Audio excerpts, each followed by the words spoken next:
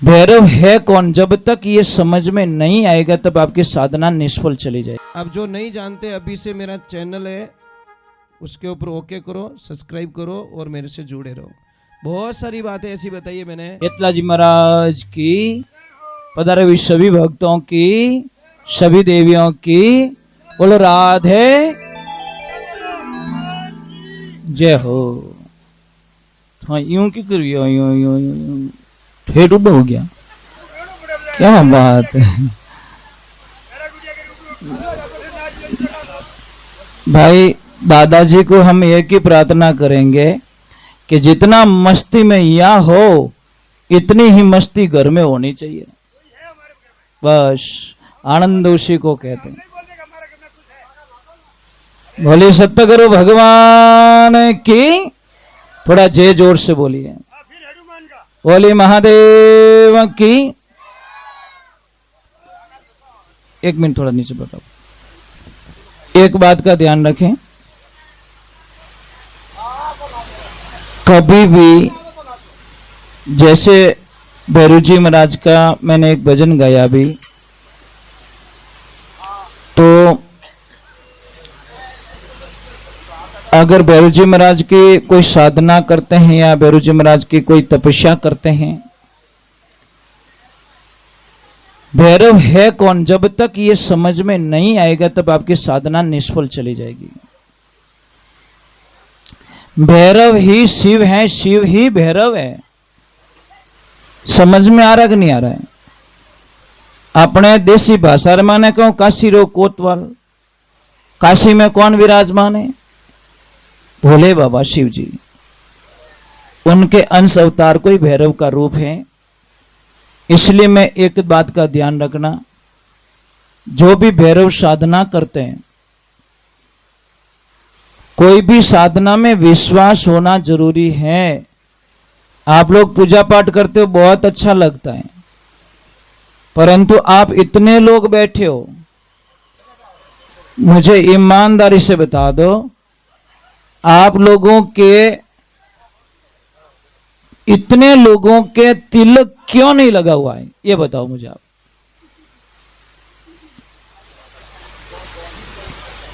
भाई तिलक क्यों नहीं लगाते आप लोग? इतने जेंट्स लोग बैठे हैं, तिलक लगाने से शर्म आती है क्या? आप एक काम करना, हमारे साइड में आप आना और कोई सत्संग कभी ज्वाइंट करना। उस सत्संग में आना, आपको पता चल जाएगा सत्संग किसे कहते हैं। जो भी आदमी सत्संग करवाता ना, प्रभु नाराज मत होना, वहां पे मेन गेट होता है ना, मेन गेट, वहां पे वो घर का जो सत्संग करने वाले पति और पत्नी दोनों वहां पे खड़े रहते हैं और जो भी आते उनको प्रणाम करके, उनको तिलक करके फिर सत्संग पंडाल में आगे भेजते हैं।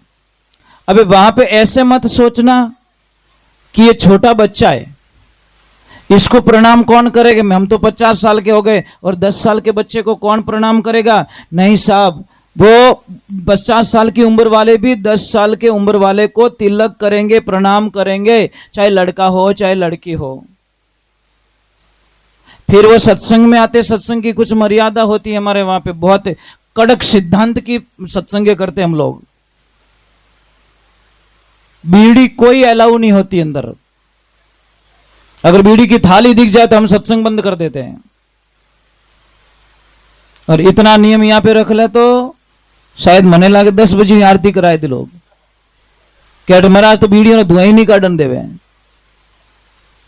नंबर 2, जब आरती होती है तो आप कल्पना नहीं कर सकोगे, कोई भी छोटा बच्चा, 1 साल का बच्चा हो, चाहे 100 साल का कोई लड़का हो, चाहे लड़की हो, माताएं बहनें हो, बुजुर्ग हो, सबको माला पहनाई जाती है और सबको वो जोड़ा वापस सबको प्रणाम करता है कि आप मेरे भगवान के रूप में मेरे आंगन में पधारे, आज मेरा आंगन धन्य हो गया। किसी को नॉर्मल नहीं समझते। और तीसरे नंबर सबसे बढ़िया बात क्या है, वहां पे कोई भी जाति वाला आता है उसको भी प्रणाम किया जाता है। ये सबसे बड़ा, क्योंकि अपने आप को मारने वाला ही भगवान को प्राप्त कर सकता है। कई लोग जातिवाद करते हैं और जातिवाद जैसा कैंसर हमारे देश में कुछ भी नहीं हो सकता।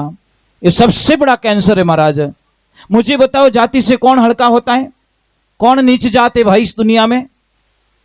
कोई है, बता सकते हो मुझे कि फलाना नीच जात का है? कोई जात नीच नहीं होती, अपने कर्मों से आदमी नीचा होता है, जाति से कभी कोई आदमी नीचा। इसलिए कोई भी मेहरबानी करके कभी भी कोई नीची जात ना बताए, नहीं तो आपका सारा पुण्य खत्म हो जाएगा, आपका गंगा स्नान खत्म हो जाएगा, आपने जो यज्ञ करवाया वो पुण्य खत्म हो जाएगा। क्योंकि मैं आपको एक कोड वर्क समझाना चाहता हूं। रात को 2:30 बजते ही घर में किसी की तबीयत बिगड़ती है, आप दौड़ के हॉस्पिटल जाते हो, हॉस्पिटल वाला कहता है कि 3 यूनिट खून की व्यवस्था करो, नहीं तो माँ और बच्चा दोनों मर जाएंगे। आप दौड़ते ब्लड बैंक जाते हो और वहां से वो ग्रुप का खून लाते हो। मुझे ईमानदारी से बताना भाई, आप वहां पे जाति पूछते हो? कोई जाति पूछते हो कि कौन जाति रो डोनेशन करियो और किन जाति रो है? तो अगर मारी जात रो नहीं है, मारू कोई नीची जात रो रहे तो मैं खून नहीं चढ़ाऊंगा, चाहे माँ और बच्चा दोनों मर जाए। पर आप लाके दौड़ के डॉक्टर साहब को देते हैं, वो ही खून पता नहीं किस जाति का था, वो भगवान का रूप बन के रगों में चला गया और जाके उन माँ और बच्चे दोनों को एक नया जन्म दे दिया महाराज। इसलिए मैं महापुरुषों प्रार्थना करता हूं कि आप जाति का चक्कर छोड़िए। मैं नहीं कहता बेटी व्यवहार कर लो, मैं ये नहीं कहूंगा, मैं ये नहीं कहता कि ये अपने किसी को नीचा दिखाना तो छोड़ सकते, इतनी तो कृपा कर सकते हैं, इतना तो कर। कई लोग हमें कहते हैं कि महाराज हमारे मंदिर में तो अदर जाति के प्रवेश नहीं करते, तो वहां भगवान भी नहीं आते, वो खाली मंदिर है, वो भगवान का मंदिर नहीं हो सकता। उस मंदिर में परमात्मा कभी विराजमान नहीं होते जहां पे 2 प्रकार के भक्तों को देखा जाए कि वो ऊंचो है और वो नीचो है। क्योंकि भगवान के दरबार में कोई ऊंचा और कोई नीचा नहीं होता। अगर नीचा होता तो भगवान की बहुत सारी कथाएं करने वाले महाराज आपको प्रमाण दे सकते हैं। इसलिए शास्त्र में लिखा है, कुളിरो कारण संता है नी शिवरे जोरो साई, शिवर शिवर निर्भय हुआ देव दर्श्या थारे गटरे माई, 88,000 ऋषि तापता एक वंदरे माई, ज्यारी भेड़ी सबरी तापती जो जाति रो कोई कारण नहीं, यज्ञ बचाई है यज्ञ रचायो 5 पांडवों गढ़ हस्तिनापुर माई, बाल शंख बजायो वाल्मीकि स्वर्गजोग जाति रो कारण नहीं, नीची जात चमार की गुरु किना मीराबाई, राणो जी परचो मांग्यो जद गंगा ने कुंड में बुलाई, कुळरो कारण संता है नी शिवरे जोरो साई, शिवर शिवर निर्भय हुआ देव दर्श्या थारे गटरे। जो भजेगा उसका भगवान है, जो नहीं भजेगा उसका भगवान कभी होने वाला।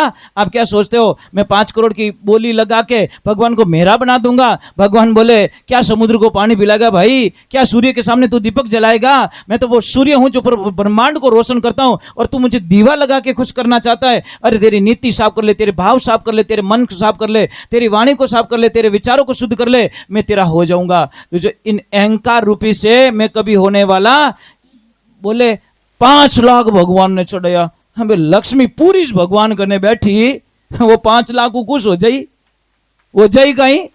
पूरी लक्ष्मी भगवान के चरणों में बैठी और आप 5 करोड़ 10 करोड़ चढ़ा के भगवान को खुश करना चाहते हो? अरे पूरे ब्रह्मांड की लक्ष्मी उसके चरणों में चरण दबा रही है, तो वो किससे खुश होगा? वो सिर्फ प्रेम से खुश होगा, ध्यान रखना। और एक चीज और बता दूं आपको, बड़ा अच्छा लगेगा, क्योंकि हम जातिवाद मानते नहीं साहब, बिल्कुल नहीं। मैं एक संतु भले ही राजपूत के घर में जन्म लिया, पर हम जातिवाद नहीं मानते, बिल्कुल नहीं। आई नॉट एक्सेप्ट योर चॉइस। यार आपकी विचारधारा में क्या कर सकता हूं? मैं नहीं कर सकता, क्योंकि मैं एक संत हूं और संत की कोई जात नहीं होती। संत का जीवन ही संसार को काम आ जाए।